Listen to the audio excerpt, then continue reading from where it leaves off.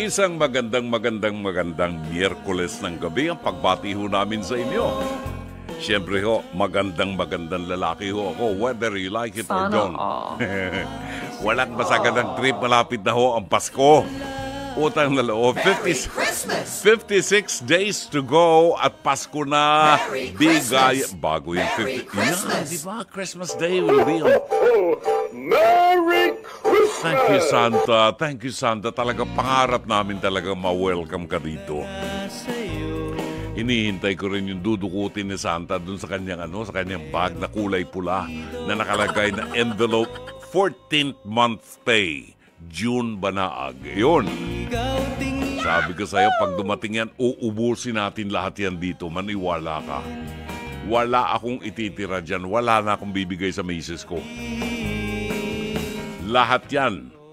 14th month pay, uubusin natin dito. Bakit? Sapagkat tayo po ay nalalapit ng lumipat. Lilipat ho tayo ng frequency.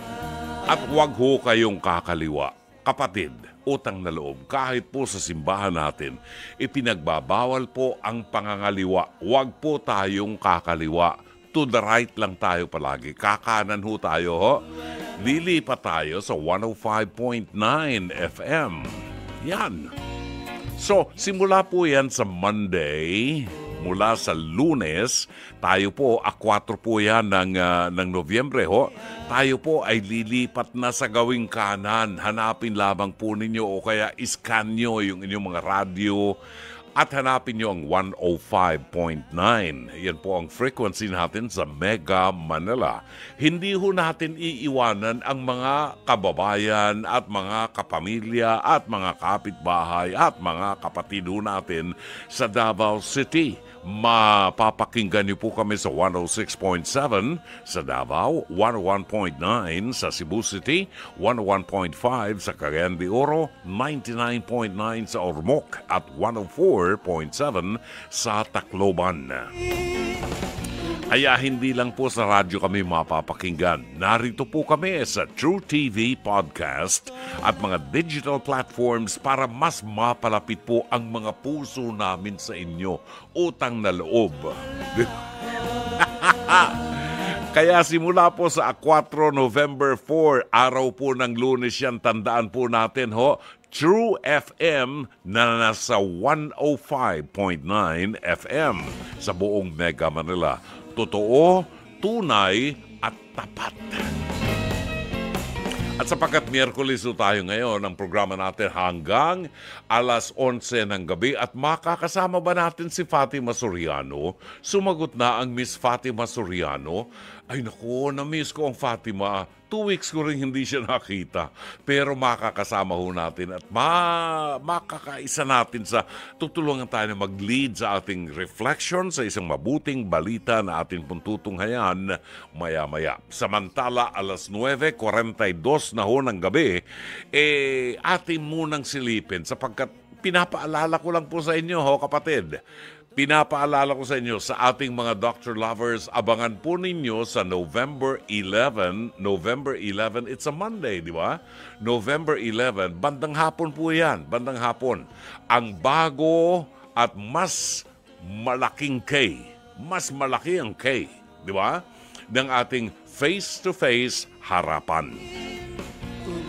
Meron ho tayo yung unang episode natin ay isang napakamakulay na episode na punong-puno ho ng punong-puno ng pagkakagulo. Maniwala kayo, talaga. Si Corina Sanchez nga, hindi malaman kung saan magtatago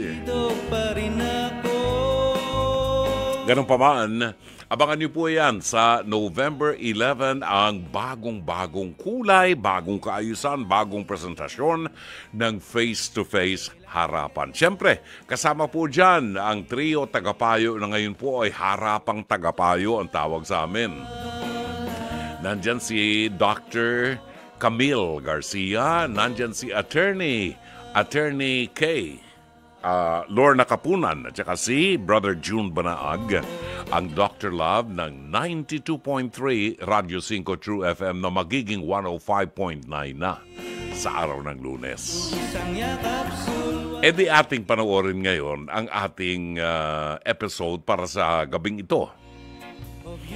Eto ang ano, hindi ko alam kung tama ito ha.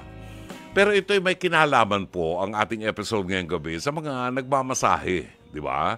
Yung isang teacher, siyang nagturo ng pagmamasahe dun sa kanyang estudyante. Pero nagkataon na yung asawa ng kanyang estudyante, ang estudyante niya babae. Nagkataon na yung itong kanyang estudyante may tumawag para magpa-home service ng pagmamasahe. Unfortunately, yung araw na yon, nilalagnat naman ang asawa nitong estudyante niya at ang pinatawag itong teacher para magmasahe sa kanya habang masasakit ang kanyang katawan at mataas ang kanyang lagnat, minasahe naman siya. Ang kinagagalit nitong babae na estudyante nitong masahistang ito, bakit nang ako'y umuwi, inabutan ko silang dalawa na minamasahe ng teacher ko ang asawa ko. Pero bakit? Bakit? Naka-national anthem ang aking asawa. Bakit? Kailangan bang may nakatayo pag minamasahe? Kayo lang sumagot. Huwag niyo akong titingnan ng ganyan ha. Hindi ko gusto yan ha. Ito at panoorin po natin ang ating episode ngayong gabi. Mas masarap akong magmasahe sa iyo, Inday. Narito at panoorin po natin. Sino ho ang inirereklamo mo? Ang nireklamo ko po, yung dati kong estudyante, trainer ako. Si Manilin Asmane. Okay, Asmane. Si Manilin. Pero kayo po ay certified masahista. Ilang taon na kayo nagmamasahe? Almost 10 years na po. Matagal na rin ha, pero parang late na kayo nag-umpisa kung 10 years pa lang. Kasi ma'am, nakakapag-abroad ako dahil sa pagmamasahe. Nag-abroad Tapos kayo. every time na mapapaso yung lisensya ko sa TESDA, uuwi ako. Babalik kayo. At least hindi kayo nagti-TNT, diba? Bumabalik talaga kayo para dyan. Ano naman ang reklamo nyo sa kanya, kay Mane, dito sa dati mong estudyante na masahista? Paano po ma'am? Trainer ako, estudyante ko lang siya. Mas marami akong customer. So siya pa nangihingi sa akin ng mga client. Sasabi niya, tatay, wala ang gatas yung anak ko eh. So awa ko, may puso naman ako, bibigyan ko siya. In the end, bigla akong tatanungin ng mga pulis naman dati kong mga customer, totoo ba yung chismis sa'yo? Ginalaw mo yung asawa niya? Naku! Sabi ko, sir, hindi naman. Ginalaw mo? Teka, nalito ko. So, so si Mane ay may kinakasama o asawa? I don't know. Okay. Basta So, sabi what niya, do you asawa think niya. you know? Wait, let's talk about this. In English ako. Okay, hindi. Tatay Bonifacio, pinaparelax lang kita ha. So, ang sinasabi mo, eto si Mane, na dati mong estudyante, ay may asawa. At chinichismis ka ni Mane na ginalaw mo yung asawa niya. By that time, ma'am, naawa nga ako. Okay. Ang service na nga lang ibabayad sa akin, 50 pesos. Ang singil ko, 350 per hour. Okay, pero may trangkaso yung asawa niya nung that day. May trangkaso Siya nung araw na yun. naman, nag-arrange ng service sa labas. May trangkaso yung asawa niya nung araw na yon, minasahe mo. Oo. Okay. Tapos nasaan si Mane nun? By that time, nasa labas din siya, may customer. Kaya lang, na-cancel, naabutan kami. Eh, yung bahay naman nila, see-through. Wala nang itatago. Pero nagmamasahihan lang kayo, Tatay Yes, Bonifacio? kasi may trangkaso yung asawa niya eh. Okay, pero ano yung sinasabi na si Mane ay nanulot ng mga kliyente mo? Yun na rin nga, sinisiraan niya ako. The more na nagkukwento siya ng pangit, at the same time, kinausap na rin ako ni Father. Sabi ni Father, Tatay Bonnie, nag-iisa ka na lang apostolado. Ano yung naririnig namin? So it's nasiraan burden ka. to my heart. Na wala nakatulog masyado. Ay, naku. Kami pa, Nasasaktan. naglulusado ako gabi-gabi. Tapos Tapos yung mga pulis, yung mga sundalo na napagaling ko, wala nang pera. Ngayon nakagalakal na lang ako, niloko na yung pride ko. Every time napupunta ko yung mga, inihilot ko ang mga anak. Kukolektahin ko na lang yung kalakal. Hindi na ako mangangalkal. Chichika, totoo ba yung Kuya Bonnie, Tatay Bonnie, Lolo Bonnie? Oo. Kasi Talagang may nangyari sa inyo nung asawa niya. Sabi ko, nasiraan ka kasi, kaya ganyan na nawala ang tiwala sa'yo ng mga nagalit tao. ko tuloy, binuntong ko sa cellphone ko, lalong nawalan ako ng pagkakakitaan. Wala na akong contact din sa mga dati kong client. Para maging malinaw para sa lahat, eto na, siya ang masahistang nanulot daw ng kliyente at nanira pa kay Tatay Boni. Bonifacio. Ay, totoo ba ito? Manilin, pasok!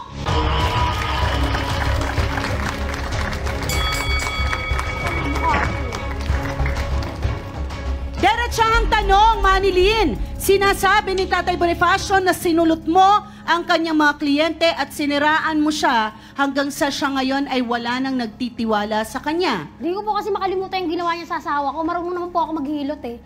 Sige, Manilin, ano ito? Ano itong gusto mong ikwento na hindi mo makalimutan na ginawa sa asawa mo ni Tatay Bonifacio? Galing po kasi ako sa home service. Oo. Pagdating ko po, trapalan po yung pinto namin. Pagdating ko po, Ito ba yung trapal na green or see-through? Na parang Yung green plastic? Green. Okay. Tapos po, pagtingin, na po kasi yung asawa ko, naka-brief, tapos tumatayo yung ano niya. Nakatayo yung No. ano. Anong nakatayo? Hoy! Ikaw da! Sorry ha. Dalawa lang sila doon. Pag uwi mo, nadatnan mo si Tatay Hindi po kasi ako Bonifacio. naniniwala kung walang nangyari sa kanila. Minamasahe yung asawa mo.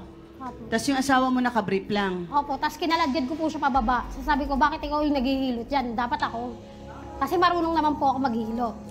Kaya nangangailangan ng tulong yung asawa mo eh. Nasaan ka? May Dapat trangkaso. inantay niya ako. Oh. Hindi Eh, ikaw hindi ko maghihilot kasalanan yan kung kasi galit tinawag nga ako ng sa'yo. mister mo. Pero bakit pumayag ang mister mo na si Tatay Bonifacio ang maghilot? Kasi nga daw po inaapoy siya ng lagnat, nagpapaliwanag siya sa akin. Okay, so kanino ka naiinis? Hindi lang ba kay Tatay Bonifacio, pati dun sa asawa mo na pumayag? Opo, Magpahilot? naiinis din po ako dun. Okay. Kasi dun siya nagpahilot. Sorry ka, Dahil- insecure. Ay, Matanda na kasi yan eh. Kahit ako matanda, dapat Naus ka na kasi. nirespeto mo ako. Basta arugin, tatama ka mo, tatawagin mo akong tatay. Pero lapastangan ka rin lang pala. Sorry totoo ka, bang pinagkalat mo madumi isip ito sa mga kliyente hanggang sa nawala na siya ng kliyente? Ano sabi mo kanina? Dinatnan mo, nakabrief tapos, Tumitigas po kasi yung ano. yung ano? Yung Yun. Ay, nako, teka lang ha. Teka lang, medyo umiinit. Kuya Edmond, yung tanong ko sa'yo kanina, merong nangyari habang ikaw ay minamasahe ni Kuya Bonifacio? Meron o wala? Sabihin mo yung totoo. Wala po, ma'am. Walang nangyari. Opo, ma'am. Okay, nanggaling na mismo kay Edmond yan, ha? Pero madalas ka bang magpamasahe kay Kuya Bonifacio? Hindi naman, Hindi po, ma'am. Time lang, Araw lang na po Okay, yung nalagnat. first time lang to. Opo. Okay. So, malakas ang loob para sabihin ni Tatay Bonifacio na sabihin mo ang totoo. Ulitin ko, ang totoo, meron o wala? Wala po, ma'am. Walang nangyari. Okay, Manilin, anong masasabi mo na talagang wala namang nangyari? talaga ako maniniwala kasi manyak. Insecure ka, insecure ka, madumi isip mo. Okay. Manilin, kasi mukhang nasira mo pati ang trabaho at ang pagkatao ni Tatay Yung asawa Bonifacio. mo nga, hindi makapagsalita sa awa sa akin. Isipin mo, binaba ko pride ko. Estudyante lang kita, trainer mo ko. Nag-usap ba kayo, Tatay Bonifacio, bago Oo. kayo pumunta rito? Ano Wala nangyari, eh. Manilin? Pinagsisiksikan niya sa sarili na lang. Meron. But alam ng Diyos eh. Oh. Edman, malaki na yung utang mo kay Mayan, 3,000 na. At ako'y asar na asar talagang madinig sa mga mangungutang dito sa programang ito. Palagi na lang madidinig mo sa mga nangutang, babayaran kita pag nagkapera ako. Ano yun, hello? Pakipag-aralan nga yun sinasabi niyo. Babayaran kita pag nagkapera ako. Eh, nang lumapit ka sa akin, ipinagkatiwala ko yung pera sa'yo. Ngayon, ako pa maghihintay. Pag tayo po'y nangutang, meron tayong responsibilidad na magbayad sa utang. Utang na loob. Gaano man kasama ang pangyayari, Bonifacio, you claim to be apostolado. Ang lahat ay may katapat na kapatawaran. Magaganap lamang ang kapayapaan sa daigdig at sa ating puso pag marunong tayong magpatawad. No? Ano mang sama ang ginawa. Kay Mane, Kung totoo man na siniraan mo siya sa maraming tao na naging dahilan ng pagkawala ng kanyang clientele, dapat pagsisihan. Ang kapatawaran ay iginagawad sa mga taong nagsisisi. At sa pagsisisi mo, dito magsisimula ang panibagong buhay. Siguruhin lamang na totoo ang pagsisisi. Then you can be friends again. Sino ho ang... Yun. Di ba? Yun ang sinasabi ko. Hindi naman po pwedeng palagi na lamang tayong galit at gagawa ng kaaway sa buhay nating ito. Minsan kasi, nagkakamali din tayo ng hinala. Hindi pwedeng lahat ng hinala natin na tama. Di ba? Baka naman itong si Mang Boni, si Tatay Bonifacio, maganda yung intensyon dahil nga ang sabi nga kapag masasakit daw ang katawan, may lagnat, magpahilot ka, magpamasahe ka at bababa ang lagnat mo. Ngayon, kung sakaling may nakita ka nakatayo, kahit itanong mo kay Rome Ortigas, kung may nakita ka nakatayo, hindi problema yun ni Tatay Boni. Problema ng asawa mo yun. Bakit tumatayo yan? Pagod na ba yan sa kauupo? Alright, baka meron kayong opinion, maaari kayong tumawag sa ating mga linya ng telepono 8689-3289 at 8689-3290. At pwede rin po kayong magpadala ng inyong mensahe sa ating Facebook Messenger. At bibigyan daan po natin ang inyong mga komentaryo sa ating live stream para humalaman naman ang ating mga doctor lovers ang inyong opinion. Samantala, si Aling Lourdes, sister ng San Fernando, La Union, ay nagbubula ang bibig at itanong natin sa kanya, Sister Lourdes ng San Fernando, La Union, ano po sa palagay ninyo? Ano po sa palagay ninyo at meron pong nakatayo dito sa asawa ni Mane? Ano sa palagay niyo? Isang magandang gabi, mapagpala at mabiyayang gabi sa inyo, brother. Yes po. Tungkol po doon sa sinasabi ni Mane na naabutan niya si Bonifacio na minamasahe yung si Esto. Na tapos tumatayo ang kanyang yung po. Oo, daliri. Oo. Ano naman po kung sakaling tumayo, yun na po, may nangyari na po sa kanila. Oo. Hindi po nabatayan para sabihin niya ang ganon. Oo. Wala siyang utang na loob kasi tinuruan na nga siya ng pagmamasahe, pagkatapos ganun pa ang kanyang igaganti doon kay Bonifacio. Tatay Boni. Hello, nawala na. Nalaglag na. Nalaglag si Aling Lourdes. Oo. Pakidampot mo nga. Tingnan mo kung may nakatayo kay Aling Lourdes. Damputin mo nga.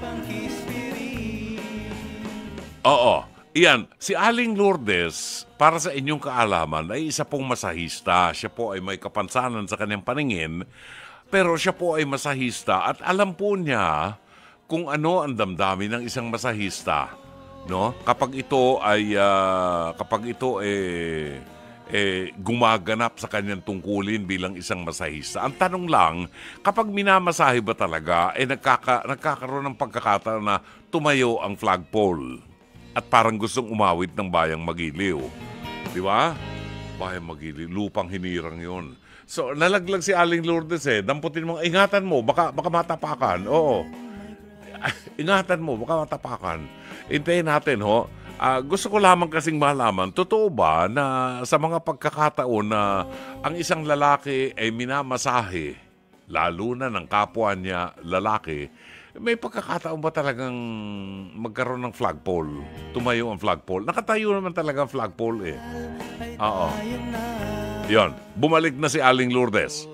Aling Lourdes.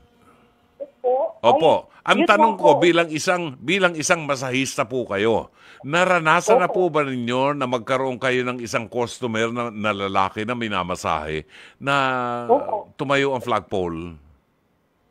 Hindi ko naman po alam kasi hindi ko naman po nakikita. Hindi niyo nakita? Oo. Paano mo nalaman? iniiwasan ko naman po kung halimbawa may lalaki akong customer, iniiwasan ko po yun. Oo, siyempre. Oo. Eh, mahirap masangga yun eh. Opo. Kumbaga sa masakit ang ngipin, pagka nabunggo mo yun, naku, lalong masakit yun. Oh. Iniiwasan ko po yun. At pinapaano ko lang po siya, kinukumutan, yun. Tapos yung namasahe, yung kanyang paa, yun lang po. Oo. Hanggang tuhod, hanggang hita, di ba? Opo. Pero iniiwasan ko po yung sinasabi nila na yun. Oo. Siyempre, hindi na kasama yun. Iba na yun. Eh, anong masasabi mo naman dito kay Mane? Anong masasabi mo kay Mane, Aling Lourdes? Ay nako, Mane. Ay, wala kang utang na loob. Pagkatapos ka tulungan si Mang Bonifacio, ganyan pang igagawin mo. Ay nako, Mane, tigil-tigilan mo yan. Tinda ka na lang ng mani.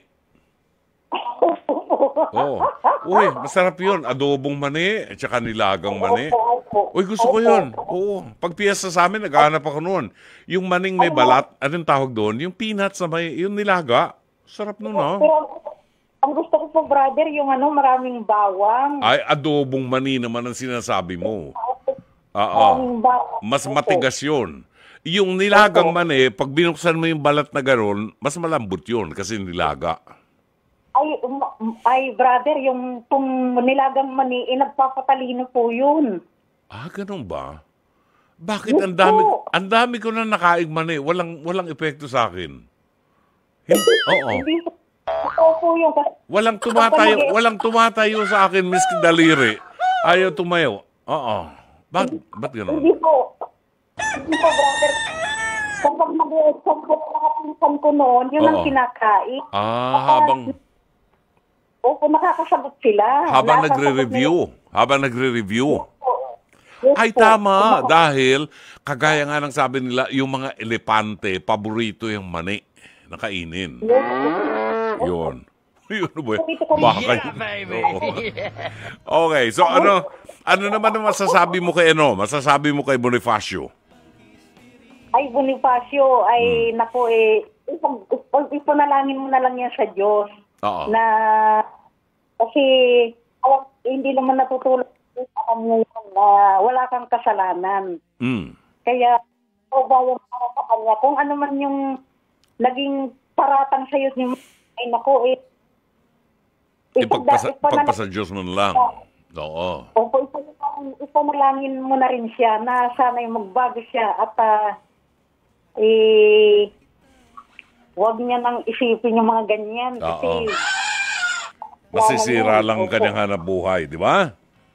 Opo, nakasira na siya ng iba. Oo. Yun po. Oo. Kaya huwag niyang Oo. Sana magkasundo rin sila. Well, anyway, maraming salamat, Aling Lourdes, ha? Thank you very much. At nag-overtime na tayo. Babalik po ang programang Dr. Love hanggang alas 11 ng gabi at mamaya ho, makakasama natin si Miss Fatima Soriano all the way from San Diego, California. Oras natin, alas 10:02 ng gabi. Pagkain pang-spiritual. Mga salita ng Diyos na nag-iiwan ng pag-asa, kapanatagan at kapayapaan. Pagkain pang-spiritual. Hango sa bagong tipan ng banal na aklat. Pagkain pang-spiritual. Narito ang ating pagkain pang-spiritual sa araw na ito ng Miyerkules at 30 ng buwan ng Oktubre. Ang mabuting balita ng Panginoon ay matatagpuan sa 13 kabanata ng Ebanghelyo sang-ayon kay San Lucas, talata 22 hanggang 30. Habang nagpapatuloy si Jesus papuntang Jerusalem, siya'y nagtuturo sa bawat bayan at nayon na kanyang dinaraanan. Minsan, may nagtanong sa kanya, "Ginoo, kakaunti po ba ang maliligtas?" Sinabi niya sa kanila, "Pagsikapan ninyong makapasok sa makipot na pintuan. Sinasabi ko sa inyo, marami ang magpupumilit pumasok, ngunit hindi makapapasok. Kapag tumayo na ang pinuno ng sambahayan at isinara na ang pinto, magtiis kayong nakatayo sa labas at katok ng katok. Sasabihin nyo, Panginoon, papasukin po ninyo kami. Ngunit sasabihin niya sa inyo, hindi ko kayo kilala. Sasabihin naman ninyo, kumain po kami at uminom, nakasalo ninyo. At nagturo po kayo sa aming mga lansangan. Sasagot naman siya, hindi ko kayo kilala, lumayo kayo sa akin. Kayong lahat na gumagawa ng kasamaan. Iiyak kayo at magngangalit ang mga ngipin kapag nakita ninyong nasa kaharian ng Diyos sina Abraham, Isaac at Jacob at ang lahat ng mga propeta, habang kayo na may ipinagtatabuyan. Darating ang mga tao buhat sa silangan at sa kanluran, sa hilaga at sa timog, at kakain sa handaan sa kaharian ng Diyos. Tunay ngang may nahuhuling mauuna at may nauunang mahuhuli. Giliw na mga kapatid, ang mabuting balita ng Panginoon. Pagkaing pang-spiritual, mga salita ng Diyos na nag-iiwan ng pag-asa, kapanatagan at kapayapaan. Pagkaing pang-spiritual, hango sa bagong tipan ng banal na aklat. Pagkaing pang-spiritual. At sapagkat ngayon po ay Miyerkules, sa tuwing araw ng Miyerkules, may touch of spirituality ang ating programa. Ano pa po ba ang halaga ng buhay natin kung hindi natin paghahandaan ang darating na buhay? Di ba? Ay, yun ang ebanghelyo ngayon eh. Ang sabi nga ng Panginoon, pagsikapan ninyong makapasok sa makipot na pintuan, sabi niya. At sinasabi ko sa inyo, marami ang magpupumilit pumasok, ngunit hindi makapapasok. Mahirap pasukin yan. At para tayo po ay tulungan na pagnilayan ang mabuting balita para maging mabunga ang pagtatanim ng Diyos sa ating mga puso ng Kanyang mga salita, panauhin natin tuwing Miyerkules ang anghel ng programang Dr. Love. Buhat po sa San Diego, California. Let us welcome a longtime friend, Miss Fatima Soriano. Good evening, Timmy. Good evening po, Brother June. Sa inyo po at sa lahat po ng nakikinig po ngayon. Kamusta po kayo? Naku, mabuti. Na-miss kita ng 2 weeks. Oo. Na-miss ko rin po kayo. Ilang linggo rin po yun. Na-busy tayo pareho. Naku, ako naman tumupad lang sa apostolado na magsama ng mga Pilipinong pilgrims sa Europa para dumalaw doon sa mga shrines ni Mama Mary at para higit na mapalalim ang kanilang pananampalataya at malaman ba nila yung mga kasaysayan ng mga apparitions of the Blessed Mother, di ba? Kagaya sa Fatima, sa Lourdes, dyan sa Our Lady of the Pillar, sa Miraculous Medal, things like this. Oh, wow. Oo, napakagandang magturo sa mga Pilipino, lalo na kung nandun kayo sa bus, tapos tinuturuan mo sila. Nakataligod kasi ako sa kanila habang nagtuturo. Hindi ako makatayo na matagal sa bus kasi bawal. Oo, baka... Ay, bawal. Oo, biglang pumbreno ang bus, gumulong ako. Kaya, ayaw ng So habang nagtuturo ako, paminsan-minsan sumisilip sa kanila. At nakakatuwa naman na makita. Paminsan-minsan makita mo maraming tulog. Ay, naku po naman. Siguro sa pagod din ng mga pilgrims, Pagod. Kasi maagang gigising, maraming nilalakad, So, Baka naririnig naman nila yung inyong Oo. yung inyong tinig sa kanilang panaginip. So, maaalala nila yung mga para maging kapaki-pakinabang, di ba? Yun. Well, anyway. Timmy, tulungan mo kami sa pagninilay sapagkat napakaganda itong ebanghelyo ngayon. Ang sabi ng Panginoon, habang siya ay naglalakad, tinuturuan niya yung mga tao sa mga sinagoga, nagtuturo siya doon. Ang kabilin-bilina ng Panginoon, pagsikapan ninyong makapasok sa makipot na pintuan. Sinasabi ko sa inyo, marami ang magpupumilit pumasok, ngunit hindi makapapasok. Aba, ganun pala yun, mahirap. May warning pala. Oo, kapag tumayo na ang pinuno ng sambahayan at isinara ang pinto, magtiis kayo nakatayo sa labas at kakatok ng kakatok. At sasabihin nyo, Panginoon, papasukin po ninyo kami. Sasabihin sa inyo ng Panginoon, hindi ko kayo kilala. Sasabihin nyo naman, kumain po kami at uminom na kasalo ninyo at nagtuturo po kayo sa aming mga lansangan. Sabi ng Panginoon, hindi ko kayo kilala. Lumayo kayo sa akin, kayo mga gumagawa ng kasamaan.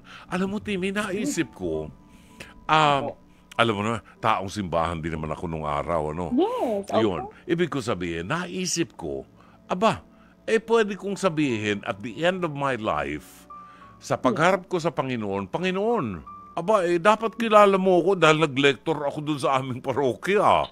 Di ba? Nag-lector ako sa parokya namin. Pagkalinggo, ako nagpapahayag ng yung mabuting balita. Kasama ko nga si Fatima Soriano, kung kilala mo si Fatima Soriano. Kasama ko yung nagpapaliwanag ng mabuting balita. Pero sasabihin ng Panginoon, hindi kita kilala, June Banaag. Naku naman, Lord, simba ako ng simba paglinggo. Tumatanggap ako ng katawan mo paglinggo. Ay, hindi kita kilala, June Banaag. Ano? Sinabi pa June Banaag, hindi kita kilala. Hindi Bakit? kilala, pero June Banaag. Oo. Kasi, baka simba nga ako ng simba, hindi ko naman isinasabuhay ang binabasa kong mabuting balita. Di ba? Yun na nga po. Alam niyo, Brother June, my thoughts exactly. Kasi po, napaka-common misconception sa ating, lalo na siguro sa ating mga Katoliko, masasabi ko po, no, na to be holy, no, para maging banal is to be religious, no, maging relihiyosa ka, maging paladasal ka, palagi kang nagro-rosaryo, makikita ka palagi sa simbahan. At sa tingin natin, di ba may joke pa nga po na, pang ilang misa mo na to, siguro lampas langit ka na. Di ba may mga biro pang gano'n? Totoo yan, oo.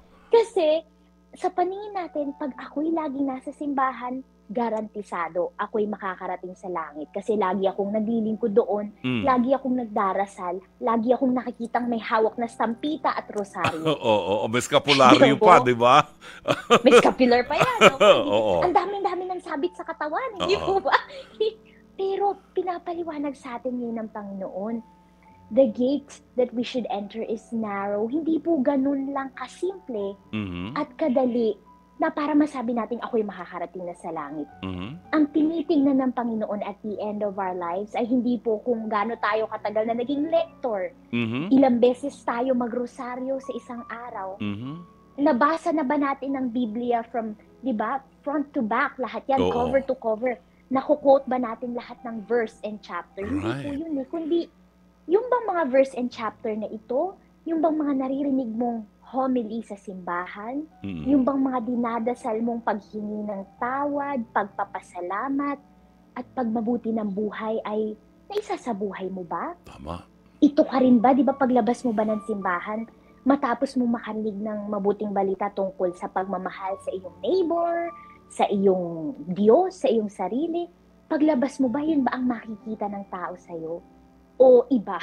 Iba ba ang isa sa larawan mo? Nag-iiba ba ang anyo mo paglabas mo ng simbahan? Alam mo po yun? Kasi it's all for nothing if you don't live that kind of life. The life that Jesus wants you to live outside of the church. Diba? Hindi mananatili yun sa loob ng simbahan. Kaya pala, Fatima, sabi ng Panginoon, makipot ang daan. Mahirap pasukin yung pintuan na yan.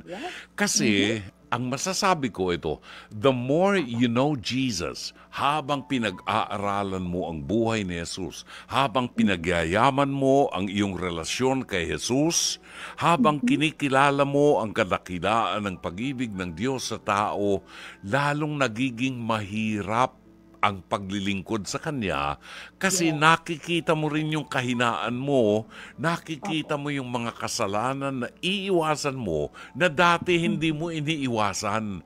Ngayon, sapagkat kilala mo na ang Diyos, iniiwasan mo na at yun ang mahirap, di ba? Yun ang mahirap po talaga kasi ngayon, iba na yung buhay mo eh. Kasalo na dun yung, di ba, kaisa ka na ni Jesus, pinapakinggan mo na ang kanyang mga aral, kaya medyo nagiging iba kasi sadya naman pong iba talaga ang pag-iisip ng mundo, di ba? Sa way at sa pag-iisip at sa mga gawa ng Panginoon. Pero nandun sa hirap ngayon, kahit po mahirap talaga, nandun yung yung ano bang tawag natin doon? Parang yun ang tunay na kahulugan kung bakit tayo makakarating sa langit. Kasi po pinagsisikapan natin at 'di ba, buong puso nating ibinibigay na gusto nating sikapin na hindi man tayo palaging nagtatagumpay, sinusubukan nating baguhin ang ating asal, ang ating pakikitungo sa iba, ang ating pag-iisip. Hindi po madali ito. Madadapat madadapa pa rin tayo. Oo. Di ba po? Pero dahil kasama natin si Kristo, hindi natin masasabi at the end of our lives na, hindi, I gave up on myself. Itinigil kong magsikap magbago. Pero, hindi, pinagsikapan mo. Pero Fatima, meron akong isang taong nadinig at pinag-aralan ko rin yung kanyang opinion. Sabi ko, oo nga, may katwiran din naman siya. Sabi niya kasi, alam mo, Brother June, pag ako'y nagpupunta sa simbahan, ako'y naiinis, punong-puno ng mga ipokrito, mga nandun sa simbahan. Ultimong lahat na makita ko, mga makasalanan, mga ipokrito, nandun sa harap nasa harap ni Kristo, aattend ng misa, linggo-linggo, mga ipokrito, mga makasalanan din yan. Pagkatapos yung pare na nakikita ko doon na nagmimisa, makasalanan din siya. Bakit pa ako pupunta sa simbahan? Puro makasalanan pala yan. Hypocrites. May punto nga po talaga. Kasi karamihan sa atin nga, ganun nga po ang thinking di ba? Nag-iiba tayo pag nasa simbahan tayo Pero nag-iiba rin pagka nasa labas tayo ng church. Pero ito once again po yung paalala sa atin ni Lord, na ang simbahan kasi hindi siya lugar ng mga perpektong tao. Hindi ko po sinasabi na tama, di ba? Na maging hypocrites tayo, na nagsisimba kaya kailangan natin magbago Right. Pero ang simbahan ay hindi isang lugar ng mga perpektong tao kung saan lahat ay nagliliwanag, lahat ay may magagandang buhay. Hindi po nandyan si Kristo. So ang tinatawag ni Kristo, hindi yung mga maayos lang. Yung mga may sakit, yung mga makasalanan. At parang sa ospital parang ospital ang simbahan, di ba po? Na nagnanais na pag pumasok ka, siguro nga, hypocrite ka, siguro nga hindi maayos ang iyong pakikitungo sa iba. Nais ni Kristo na dun sa loob ng kanyang tahanan, hilumin yun mula sa'yo. Hilumin ka. Kung siya ay pahihintulutan mo, na pagalingin ka mula sa kasalanan, doon sa iyong karamdaman, doon sa iyong hindi magagandang pag-uugali. Ito po yung regalo na handa niyang ibigay sa'yo. Na, hindi siya free for all, that's true. Pero isang regalo, at hindi ba para makuha mong isang regalo, kailangan may nabubuo kang relasyon at pakikipag-ugnayan dun sa magbibigay ng regalo. I think that's why we are urged to enter through the narrow gate. Kasi gusto ni Lord na we make the effort, we give the time, we strive to be good, to be holy, hindi lang relihiyoso, kundi banal. At hindi po yan nababase sa affiliation, sa pangalan mo, sa uniform mo. Sa uniform, di ba? Sa kung anumang so-called na tawag sa'yo, di ba? Ikaw ba'y lektora, ikaw ba'y kantora, it doesn't matter. Ano ka bilang isang anak ng Diyos at isang tao? In other words, talagang wag kang maghanap ng banal doon sa simbahan. Ang tanging banal doon ay yung Panginoon na nandun sa altar. Yun ang banal. Pero tinatawag tayo ng banal upang mapabanal natin ang ating sarili.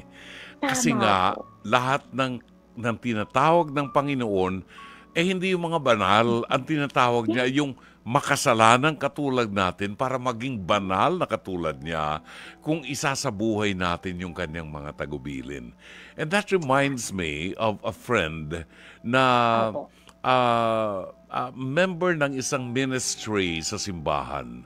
Na sabi niya, babae itong aking kaibigan na ito, sabi niya, alam mo, ang sama-sama ng tingin ng tao sa amin, ang tingin ng mga tao, mga chismosa kami. Sabi nila, palagi kasing may lumalabas sa mga chismis, palakasan sa mga pare. Pag may naiwang kang payong doon sa sacristy, nawawala yung payong, makita mo, ginagamit na nung isa naka-uniforme, may pangalan mo pa yung payong. Things like this. Ito na experience ko rin ng araw to. yung aking yung aking hanger, may pangalan na yung hanger ko. Brother June Banaag, OP, ang laki-laki ng pangalan doon sa hanger. Nawala pa rin yung hanger. Napunta sa bahay ng iba.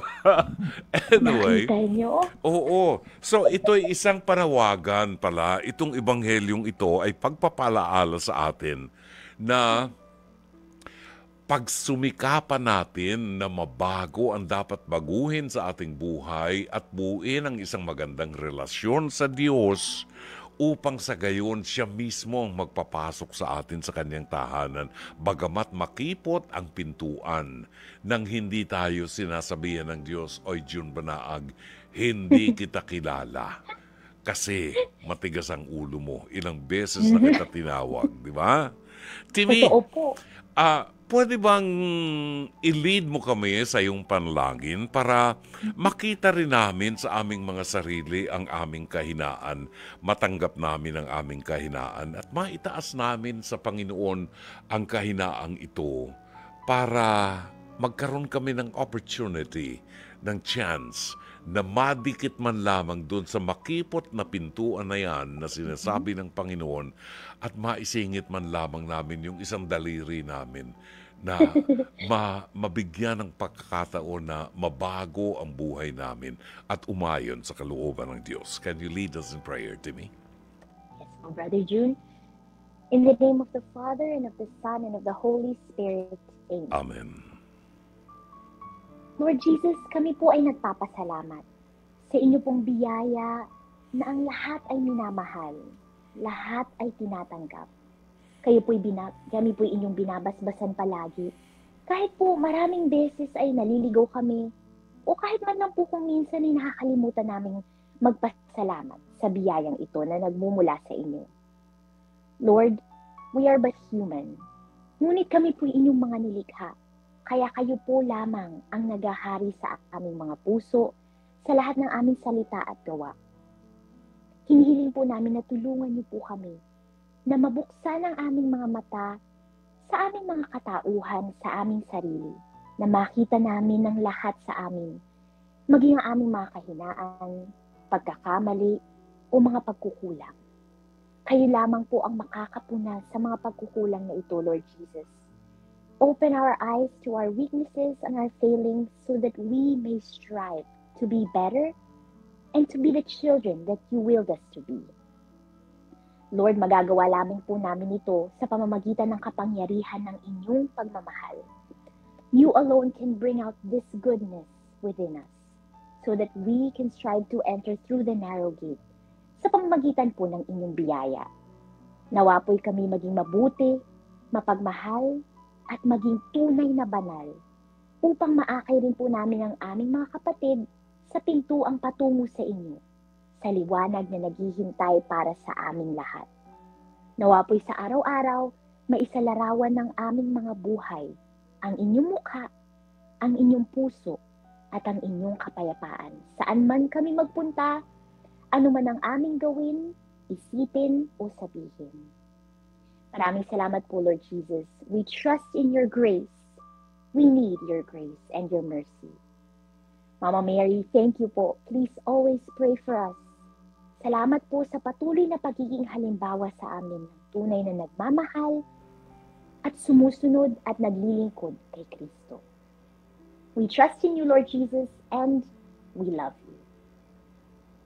Amen. Amen. Maraming salamat, Fatima. Talaga napakaganda ng pagpapaliwanag mo sa mabuting balita at ito'y napakahalaga para sa amin na malaman namin at makita namin ang tamang direksyon sa aming pananampalataya. Hindi lamang yung pagsusuot ng maraming skapularyo, hindi lamang pagsusuot ng mga rosaryo at pag-attend sa mga prosesyon and everything. Mas malalim pa pala ang kinakailangan. Timmy, we hope to see you again next Wednesday, ha? Ay, same din po, Brother June. See you po next Wednesday. Maraming salamat po. And Brother June, baka po maaari pong bumati po muli. Ikaw pa? Ikaw pa? Kahit buong programa ko, bumati ka ng bumati. Okay lang, go ahead. Go ahead. Opo, kasi po yung aking pong pamangkin po sa pinsan ay nagdidiwang po siya ng kaarawan niya po ngayon. Saan sa Cavite? Yeah.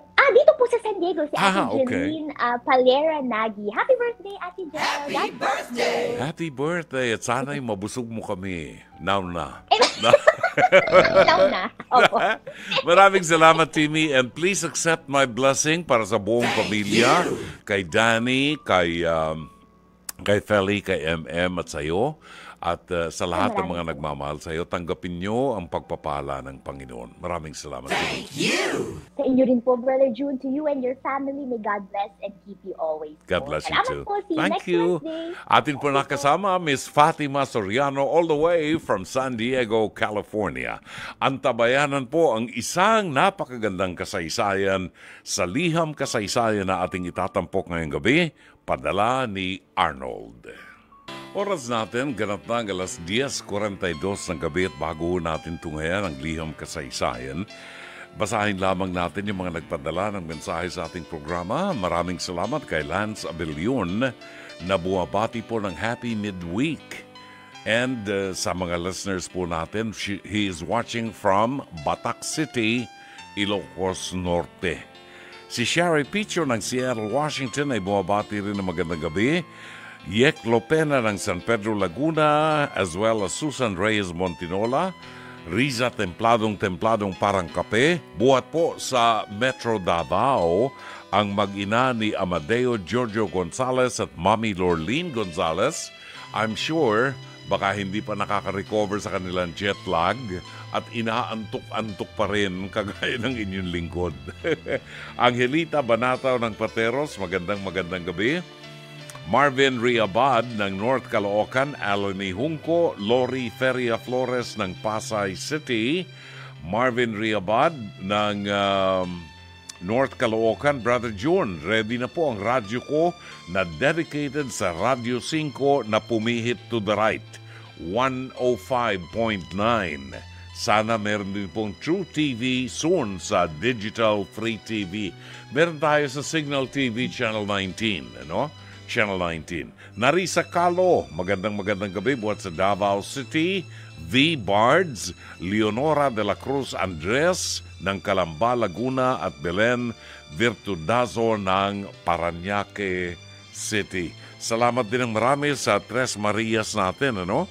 Kina Elizabeth Villa Gonzalo, Myra Bulisay Lee at si Mariví Viola ng Baguio City, Zenny Dayang Hirang. Magandang gabi at happy listening. Ning Puhanes, ang kaibigan natin, isa sa mga pilgrims natin, and Alfred Saban, no? Magandang gabi sa inyong lahat. Narito at tunghayin natin ang isang liham kasaysayan padala ni Arnold.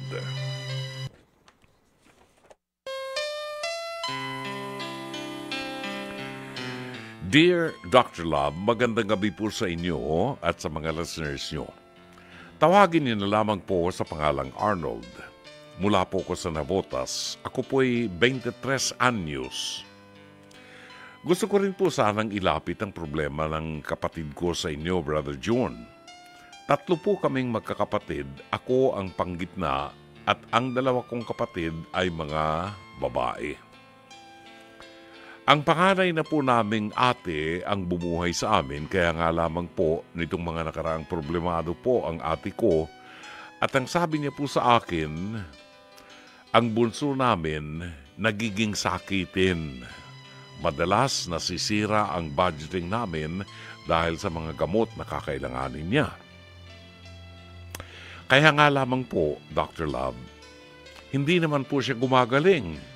Hindi rin po masabi ng mga doktor sa amin kung ano ang sakit ni ate.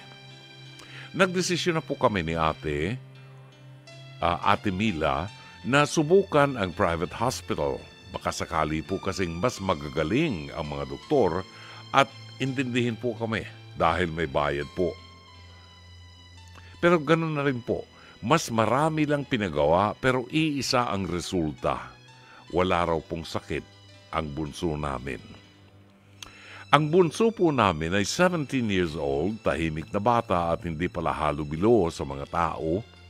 Madalas po siyang mag-isa. Naisip ko nga minsan, baka naman hindi sakit ang nakikita namin sa kanya. Baka may sakit si bunso sa pag-iisip. Hindi po kasi siya matutututong makisama sa iba. Pero ang sabi ni ate, hindi raw po ganun ang mga nanginginig sa gabi. Tumitirik ang mata sa kumbulsyon at paninikip ng paghinga. Yung isa po naming kapitbahay, Brother June, nitong nakaraang inalok kay ate na patingnan kay Aling Rhea, isang magaling pong manggagamot sa amin. Pero nang sumama po ako para tingnan, hindi naman po siya ginamot. Tinawas po ang bunso namin. At ang sinasabi doon ni Aling Rhea, may nagkakagusto raw na kapre sa kapatid namin. At tuwing gabi, tuwing inaatake si ate ng pangangatog at pagtirik ng mata, sinyales daw yon na sinusubukang kunin si bunso at dalhin sa kanilang mundo. Brother June, hindi po ako paniwalain sa ganyang kaso. Kaso po, may puno sa amin at tahimik ang kapatid ko. Naisip ko, baka kaya naging lapitin siya ng mga ganoong engkanto, kung totoo man. Ano po ba ang pinakamagandang gawin sa ganito, Brother June? Patuloy na kumonsulta sa mga nagtatawas o lakasan ng pananampalataya. Sasapat po ba ang araw-araw na sincero na pagdarasal ko po na ingatan ng Panginoon ang bunso namin? Natatakot kami ng ate ko na kung totoo man, baka isang gabi, mawala na lamang siya sa amin. Ang pinakamasakit po doon, hindi man lamang namin alam paano makikipag-usap o makikipagnegosasyon o magmamakaawa sa kung sino man ang sumasalbay sa kanya.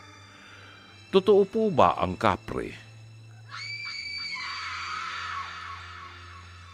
Bakit kayo nakatingin sa akin nang sabihin kong kapre?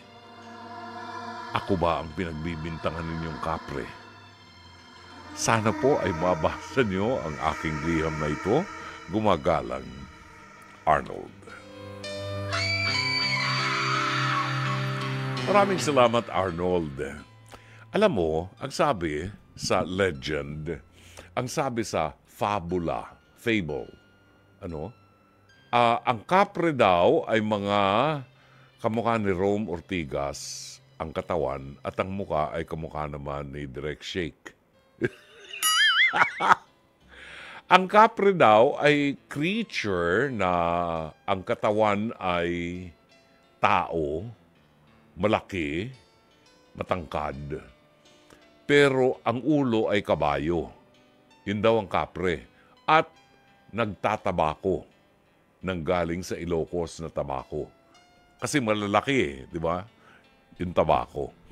Iyan daw ang larawan, sang-ayon yan sa ating producer na si Jen Morales. Ang kapre daw parang tikbalang. Yung ba sinasabi ko tikbalang? Tikbalang yun, yung parang kabayo mukha. Ang kapre, malaking, higante. Whatever. Wala pa ako nakikitang kapre kasi. Okay. Whatever it is, mala-impakto na nilalang, na kinatatakutan, na nagbibigay ng karamdaman, nagbibigay ng sakit, nagbibigay ng kawalan ng peace, ito po ay gawa ng Diablo. At ang Diablo ay may kapangyarihan din. Ito yung mga masasamang espiritu na minsan ay tinatawag natin sa Spirit of the Glass at saka sa mga Ouija board. Spirit of the Glass, come to us, Spirit of the Glass. Tinatawagan namin kung sino mang espiritu ang nandito. Pumasok ka dito sa basong ito at sagutin mo ang aming tanong. Spirit of the Glass. Dapat yun mayroong reverb. Dapat may echo yun. Anyways, balikan natin ang istorya. Yan ang tawa ng isang impacto.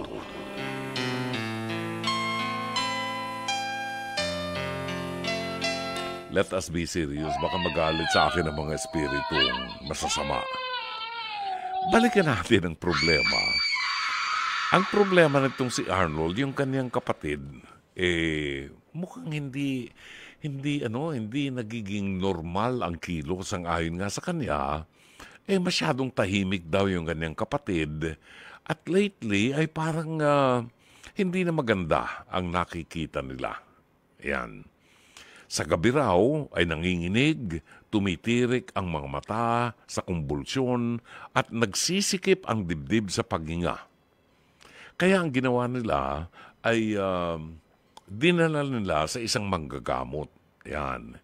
Kanina sa programang face-to-face harapan, ganito rin po ang naging topic namin, yung tungkol dito sa magnanakaw, no? Yan. Napag-uusapan ho namin yung tungkol sa mga nagtatawas. At tinanong ako ni Ate Kuring, ano ba, Brother June, ang masasabi mo dyan sa mga nagtatawas, sa mga mangkukulam, sa mga gumagawa ng nagpapagamot, nagpapagaling ng mga mangkukulam? Well, hindi ako magsasabi. Ang nagsasabi ay ang mga exorcist natin na siyang nag-aral dito sa mga bagay na ito. Totoo po na may mangkukulam, totoo na may kapre, totoo na may manananggal, totoo na may aswang sapagkat ito ay kagagawan ng mga diablo. Now, ang ginagawa nitong mga ito ay talaga nambubulabog ng mga tao na they submit themselves to this. Halimbawa, kagaya ng sitwasyon nitong si Arnold, sila ay nagpapagamot sa isang nagtatawas. Yung nagtatawas na yun, ang sabi ko nga kanina, ang nagtatawas, nagpapatak ng kandila sa tubig at nasa kontrol niya kung paano gagawa ng forma ng kandila doon sa tubig. At siya rin ang magbibigay ng interpretasyon. Kung ano yung makikita niya, napapaniwalaan mo siya. Sasabihin niya, ito ay isang babae, ito ay isang tikbalang na may gusto sa iyong kapatid at gusto niya dalhin ang iyong kapatid sa kanyang kaharian, sa kanyang dimension. Yung pong gano'n, napapanood natin yan sa mga pelikula ni Dolphy at ni Darna. Very typical na story ang Pilipino na dadalhin yung biktima doon sa kaharian ng isang impacto. Gumawa naman tayo ng makabuluhang storya, yung parang realistic, no? Bakit? Kasi doon sa mga nagtatawas, magkano bayad dyan sa nagtatawas, di ba? Ano ang masasabi mo na credentials ng nagtatawas? Sang-ayon sa mga exorcist ng ating simbahan, ang isang nakukulam o napoposes ng masamang espiritu ay napagagaling ng isang may masamang espiritu din. Sapagkat alam nung masamang espiritu kung paano paalisin yung espiritong masama at pababalikin niya uli yan para lang mapasakay kayo. Now, ano ang solusyon? Ang solusyon, kung ito ay spiritual, ang solusyon, itawag po natin ng exorcist ng pare. Pero hanggang tayo ay pumapailalim sa kapangyarihan ng mga masasamang espiritu, hindi humaaring hindi tayo maposes ng masamang espiritu. Paano dapat natin gawin? Patatagin natin ang ating pananampalataya sa Diyos at kinakailangang maging madasalin ang bawat tao na umaasa sa awa at tulong ng Diyos na mapangalagaan tayo. It is time that we also ask our special guardian angels and the archangels to protect us. Kasi, simba nga tayo ng simba, rosaryo ng rosaryo, tapos nagpapapaniwala naman dyan sa mga ganyan, talagang papasukin nga tayo ng masamang espiritu. Ito pang isang bagay, Arnold, ha? Even ang mga exorcist natin, ang mga paring exorcist, Hindi basta-basta yan nagpa-practice ng exorcism sa mga katulad ng kapatid mo. Alam mong ginagawa ng mga pare bago nila bigyan ng exorcism rites ang isang pasyente, kinukonsulta muna yan sa isang psychologist o psychiatrist para malaman kung walang diferensya sa ulo, walang problema sa depression, walang, things like this. Pag napatunayan ng simbahan na ito extraordinary yung mga bagay na yan, at saka lamang sila kikilos para mapalayas ang impakto sa katawan ng isang napoposes through exorcism. So, anong aral na gusto kong iwanan?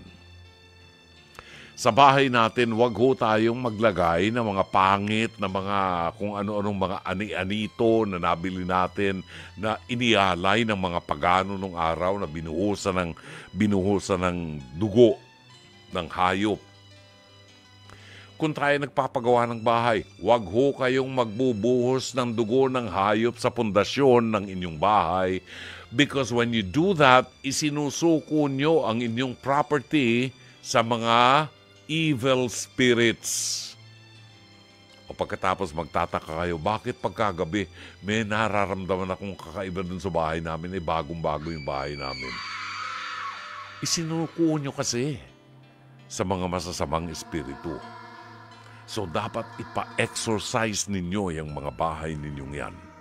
So, ano ang dapat gawin? Una sa lahat, Arnold, mas makabubuting tingnan muna ng psychologist o ng psychiatrist ang iyong kapatid kung meron siyang depresyon o whatever. Kung walang makikita ang siyensya, then tumawag na kayo ng exorcist para ma-evaluate ng exorcist kung anong dapat gawin sa iyong kapatid. Sana'y natulungan ka ng palatuntunan ito. As always, Dr. Love. Marami pa akong gustong ipaliwanag pero wala na tayong time. 2 minuto na lamang po. Magpapaalam na tayo. Hopefully by tomorrow, maipaliwanag natin yan. Titingnan ko kung pwedeng may makausap tayong isang exorcist bukas. Kausapin natin ang producer natin. Tingnan natin kung may makakausap tayong isang pare na exorcist within this week. Hopefully, alam ko mga exorcist, mga busy-busy yan mga busy-busy. Subukan mong tawagan si Father Giorgio Zerudo or Father Daniel Estacio. Banggitin mong pangalan ko. Father Daniel Estacio ng Diocese of Pasig. No? Si Father Daniel Estacio ang pinakamatinik naming exorcist diyan sa Diocese of Pasig. Okay? Abangan niyo, baka bukas ay mabigyan natin ng pagkakataon. Bueno, hanggang dito na lamang po ang ating programa. Ito po si Brother June Banaag. Hanggang bukas muli, maraming salamat sa inyo. At magkita-kita tayo alas 9:30 hanggang alas 11 sa programang Dr. Love. Until then, magandang gabi. Maraming salamat. Shalom Aleichem.